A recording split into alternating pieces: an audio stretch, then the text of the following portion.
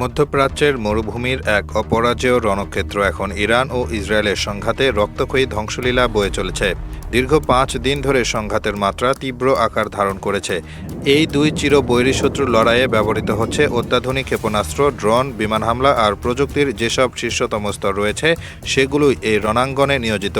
ইরানের সমৃদ্ধ সামরিক উপকরণ মাটির অতল থেকে বেরিয়ে আসছে ধাপে ধাপে। প্রথমে হালকা, এরপর মাঝারি ক্ষমতার অস্ত্র ব্যবহার করা হয়। রবিবার থেকে পাল্টা প্রতিক্রিয়ায় ব্যালিস্টিক ক্ষেপণাস্ত্রের জোয়ারে ইসরায়েল নিঃশব্দতায় নত হয়। এই ব্যালিস্টিক ক্ষেপণাস্ত্রগুলো ইসরায়েলের বিভিন্ন গুরুত্বপূর্ণ শহর ও স্থাপনায় আঘাত হানে। রবিবারে এক বিধ্বংসী হামলার পর ইসরায়েলি প্রধানমন্ত্রী বেনিয়ামিন নেতানিয়াহু তেল আবিবের ধ্বংসস্তূপের মাঝে বেরিয়ে আসেন।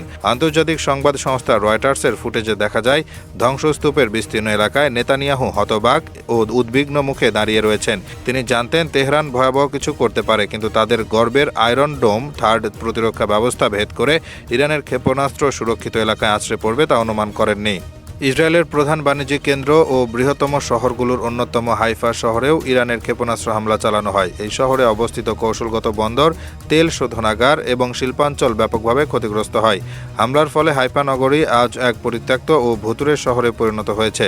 শহরের গুরুত্বপূর্ণ অবকাঠামোগুলো ক্ষতিগ্রস্ত হওয়ায় দেশটির অর্থনীতিতে বড় ধাক্কা লেগেছে। এই পরিস্থিতিতে ইসরায়েল ও ইরানের মধ্যে বিমান হামলা অব্যাহত রয়েছে।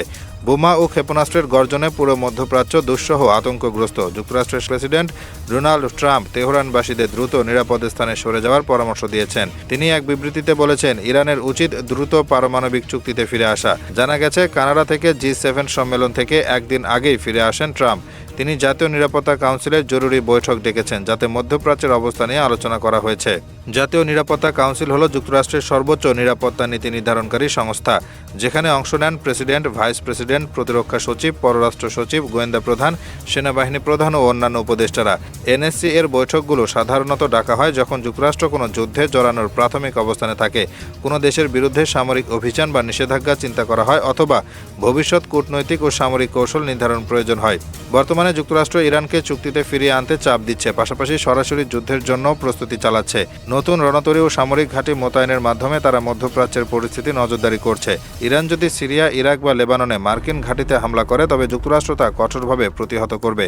এছাড়া ইসরায়েলের প্রধান সামরিক মিত্র যুক্তরাষ্ট্র ইরানের বিরুদ্ধে আকাশ প্রতিরক্ষা ও গোয়েন্দা সহায়তা অব্যাহত রেখেছে। এমন পরিস্থিতিতে বৈঠকগুলো কূটনৈতিক উদ্যোগেও কাজে লাগতে পারে। সম্ভাব্য বিকল্প হিসেবে সৌদি আরব বা কাতার মাধ্যমে মধ্যস্থতা, চীন ও রাশিয়ার সঙ্গে যোগাযোগ এবং জাতিসংঘ নিরাপত্তা পরিষদে বৈঠকের প্রস্তাব রয়েছে।